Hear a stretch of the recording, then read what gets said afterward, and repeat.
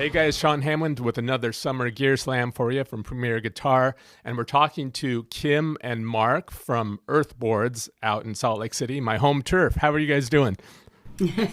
Doing great. Doing really good, Sean. Good to see you. Good to see you. So you guys have, as we see here in front of us, some new pedalboard system that I guess you have 2 or 3 new patents for. So you want to tell us the story for how that came about, what inspired it, and all that? Yes, I love actually our beginnings because I had been in business on the business side of healthcare for a long time, and we're always trying to find solutions to problems, right?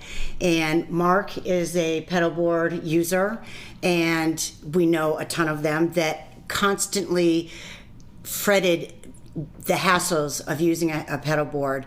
And there are a lot of them, as we've learned over the last few years. And so our goal was to create a system that really answered and addressed hassles of using a pedalboard. Things like having a messy cobweb of cords and cables all over the stage. Once you set up your pedalboard, feeling like it was locked down and you never would want to change it. And if you did, you had to ask your wife if you could have half a day to schedule to do so because it was so complicated and messy and hard to do. So we have a partner that came up with the idea of using magnets, and that's a really big part of the technology. But really the goal was to make this flexible, portable, easy to use, and with the goal in mind that the musician should focus on the music, not the setup. So that was kind of what we set out to do, and I feel like we've really accomplished that quite well. Yeah. Okay, so magnets are a big part of it. Is that where you want to start talking about it, or? Yeah. Sure. Sure. Absolutely. The idea came from, we do have a third partner who's an innovator, truly incredibly imaginative. And an engineer, which was good as well. And the question came up, is there something we could do with pedalboard to maybe reduce having to put a carpet of Velcro on our boards? You can probably relate. I totally can relate. And during a conversation, he came up with the idea of let's use magnets. And so what we do on this pedalboard platform is we have this thing we call a gravity boot, which is nothing more than a tray that has magnets on the bottom, and those magnets attach. I'll just lift the board up. You're looking at it upside down, but it attaches to steel rails here going across the board. So when the pedal attaches to the steel rails, it's definitely secure. We use rare earth magnets to guitar players. That's the same thing as your neodymium magnets in a cabinet, and so it's super secure. And then we get the power off of these steel rails that are also powered up through our tray called a gravity boot into your pedals with a little cable. So we take the power with the pedal, so to speak. We can put it anywhere on the board. We can remove it and move it quickly. And so one of the foundational ideas was we want it to be flexible and portable for a player. So the magnetic attachment method and enables you to not only attach it but power the pedals from the board, which nobody had ever been done before. That you mentioned patent, Sean. That's one of our patents. The other thing we did with this same idea was now you can power the entire board with a battery.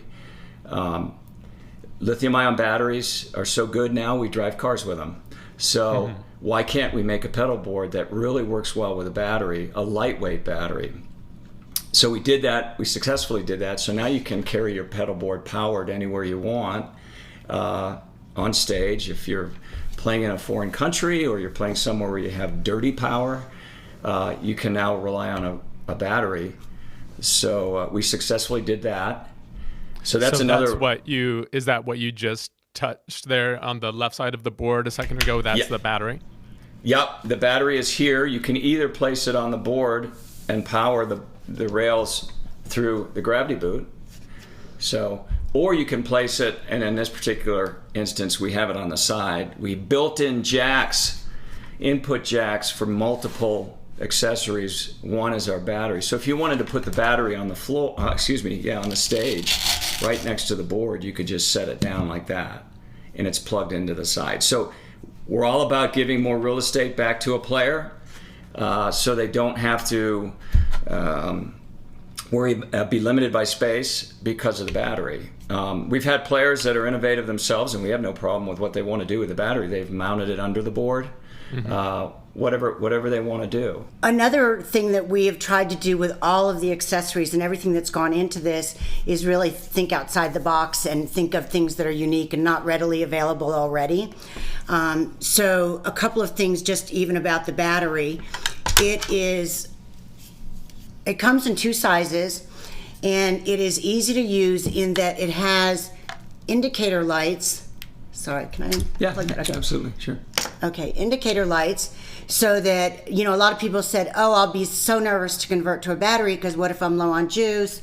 What will I do if I have a gig? I'll be worried. How low is it? So these indicator lights give you an idea of how far it's going down, so that you never have to worry or fret about that. Mark just played a gig this past weekend, and through the sound check and setup and the gig, we figured it was about 6 hours. Yeah. And it had not even gone halfway down yet. So they're long-lasting, rechargeable, very convenient. The other nice thing about it is if something should happen where something shorts out the system, the battery automatically shuts off by itself immediately to protect the pedals. And then once the thing is removed that caused the short, it starts right back up again. So you don't have to reset and look at anything or do anything with it. So again, that was a couple of features that make this easy to use and give some comfort for those who have been a little bit hesitant to switch from wall power to battery. Interesting. And you said there are 2 different battery sizes, is that right? Yep. Yes, and this is the extra large, and this comes standard with each unit, and we'll talk about that too, what you get with the system, but this is 1.2 milliamps roughly. No, amps. It provides about 1.2 amps continuous. The small battery, the big battery's double that, essentially 2.4. And if you need more than that, we also make an AC adapter that you can plug into the board as well. Kind of traditional AC adapter. Now, does that allow you, what if you have, I'm just trying to think of pedal questions that other users might have, and does this work with 18-volt pedals or variable voltage pedals? Some pedals come with a thing to simulate, say, a dying battery. Does it work with all sorts of things like that? It sure does, and that's great that you brought that up. Most of the developments we have come up with were based on feedback from players. All of them were. Virtually all of them, because even that... all our great ideas come from the users. Our designer is a player, so we all felt the pain together. And one of the challenges is when you have to buy a power supply, as you mentioned, Sean, and okay, I need 12 volts or I need 18 volts. So what we did is we took this same platform, this tray, the gravity boot, and we built in an isolating circuit into this, and we can also step up the voltage. I don't know if you can see it. This is a 12 volt, what we call an ISO boot. So now I can run to a 12 volt pedal. Example, I use an Eventide H9. That needs 12 volts. So I run it through our ISO boot. The other thing it does is it isolates that pedal from any other pedal on that circuit. So as you know, most digital pedals come with their own adapter, and we tell our customers, if you received your own adapter with a pedal, then it probably needs to be isolated. That's why they spend the extra money to include it in the package.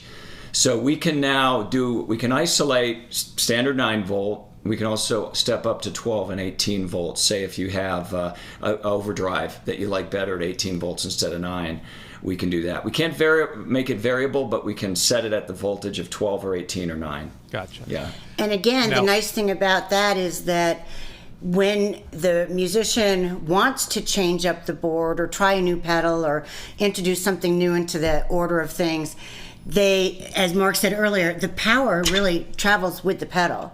So if this has an 18 volt on it, you just pick it up and move it someplace else on the board, and you don't have to figure out what do I unplug and replug and do with the power supply source. It's all contained into itself and makes it super easy. Cool. I mean, this is really different, as you already know and said, and I find myself thinking of an infamous Insane Clown Posse song and video about magnets.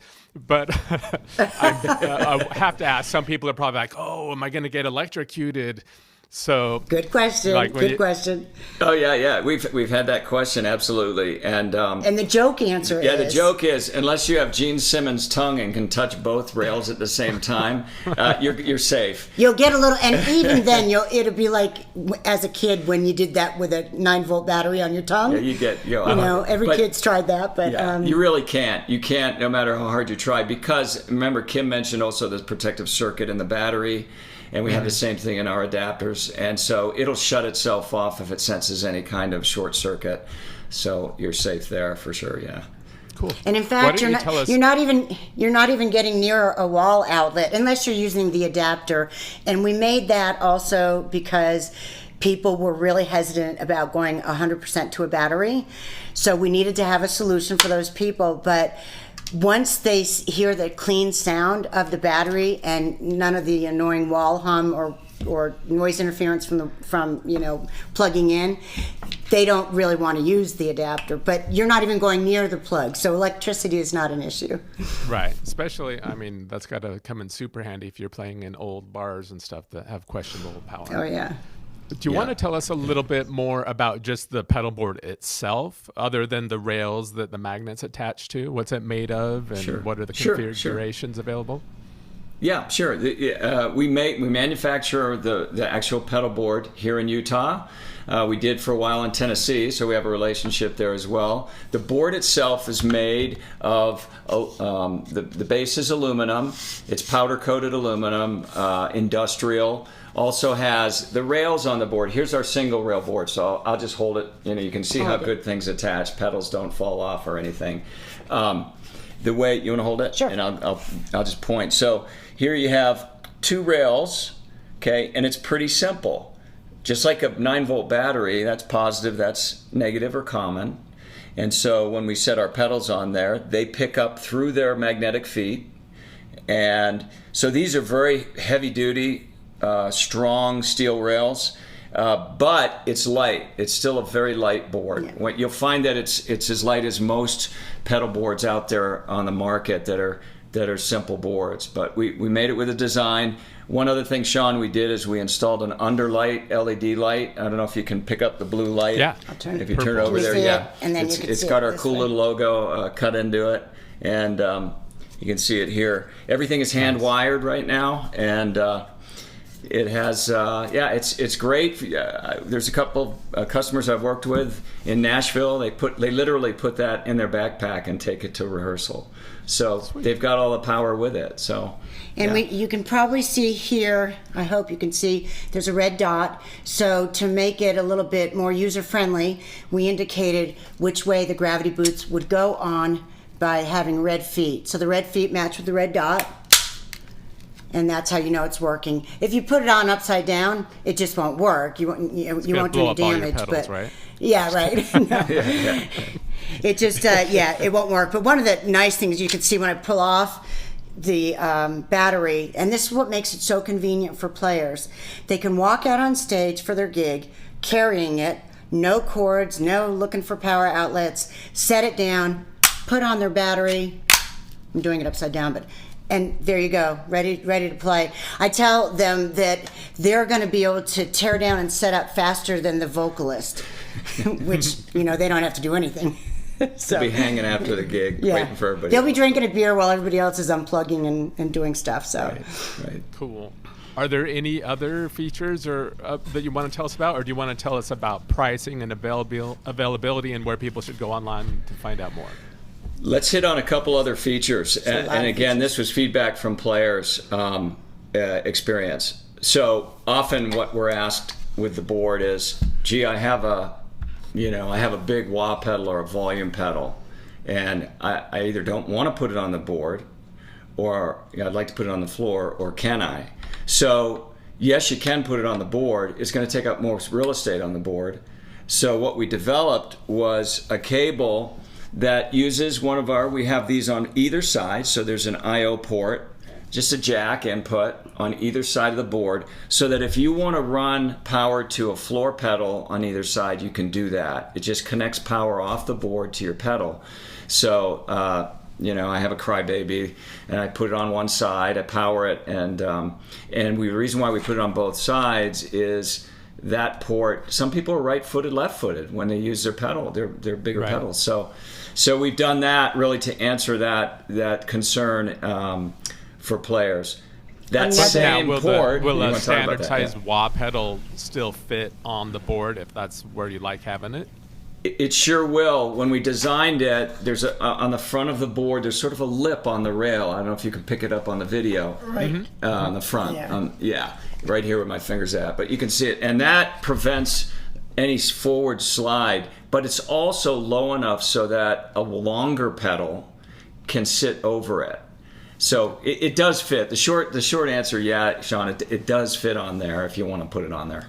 But you made me think of another thing. So we've also created a dummy boot, which is, you can turn that around maybe so we can see it. Sure, I'll just take it It's off. basically a gravity boot with no circuitry.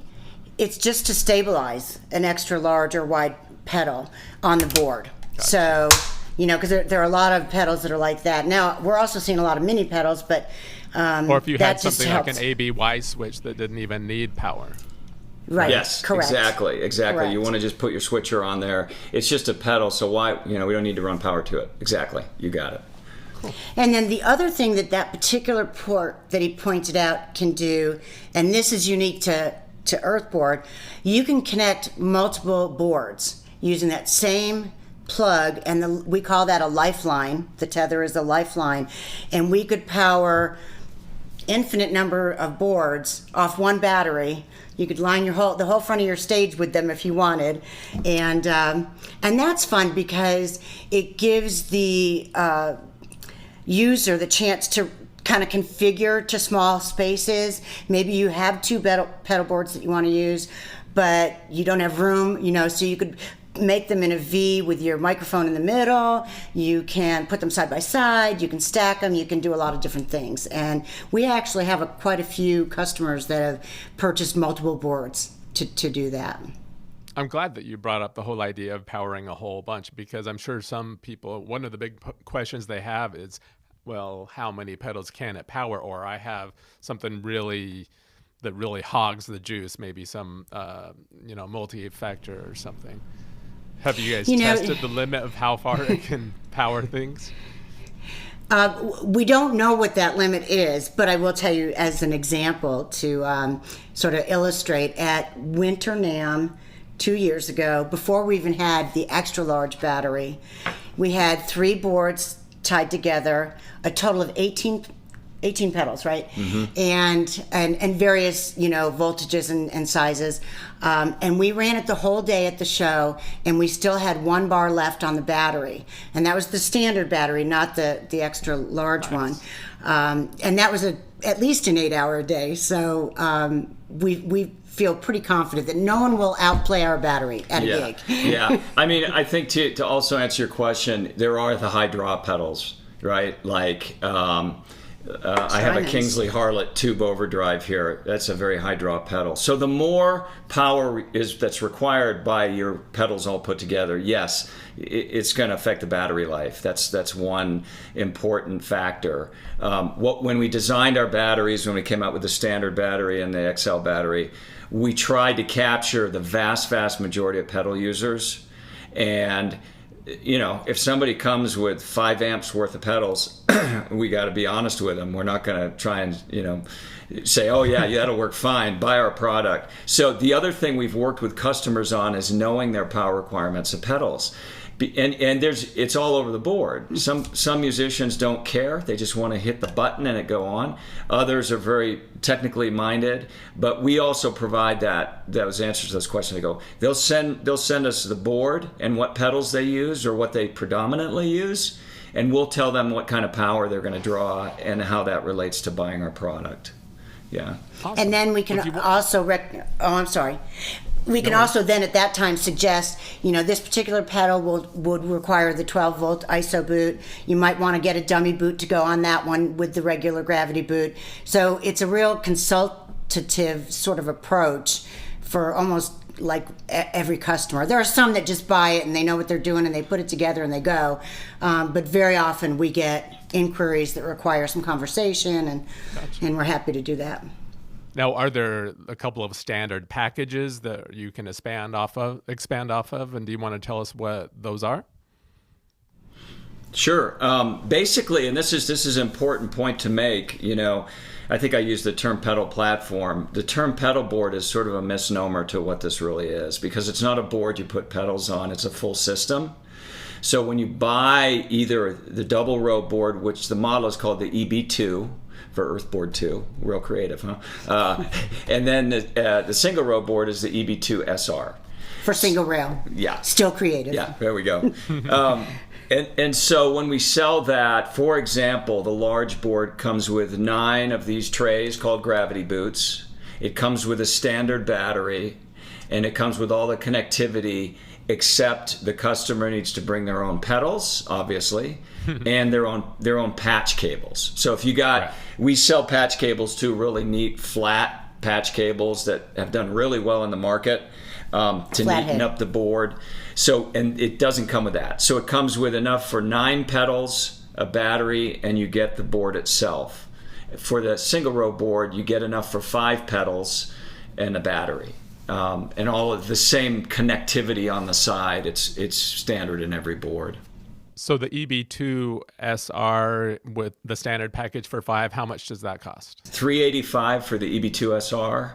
And what do we retail the EBII-2 at? $455. $455. She's a money person, that's why. There's another feature though that we didn't talk about that I think is very, very important with the EBII-2, because it's so innovative and because it really makes a difference for the players. And that's our built-in Crossboard patch cable.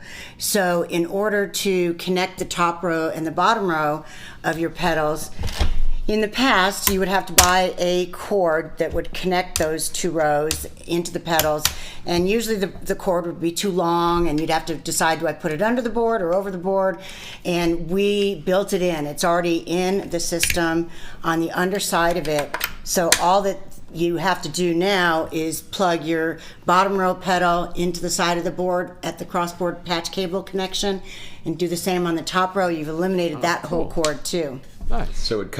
So you literally then you don't need a patch cable to go across the board. We just built it into the board, and that comes with every big board. You don't need it. You don't need it for the Yeah, and it's a way to get cables off your board and make it neater. Perfect.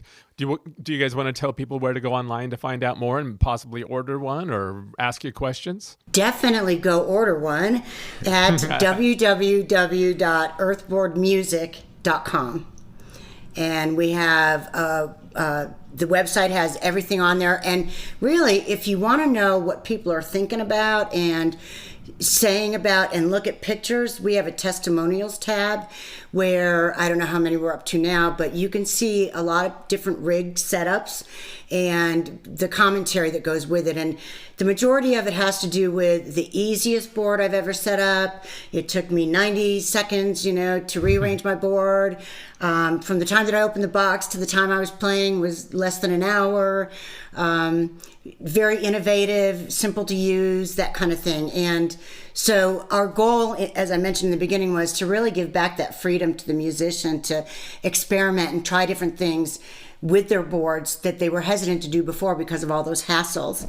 And I'd say we totally accomplished that goal. And so you can see the products there. You can see some testimonials there. We often run sales, and have discounts. So, keep checking it, and usually around holidays and things like that. And we have plenty in stock, so, they can start ordering right now. Awesome. Well, congrats, guys, and kudos for the innovations, and good luck with everything. Thanks for joining us, Kim and Mark, and thanks for joining us, everyone out there. Be sure to hit subscribe so you don't miss out on any other summer gear slams, rig rundowns, riff rundowns, all that fun stuff. Take it easy. Thank you. Excellent.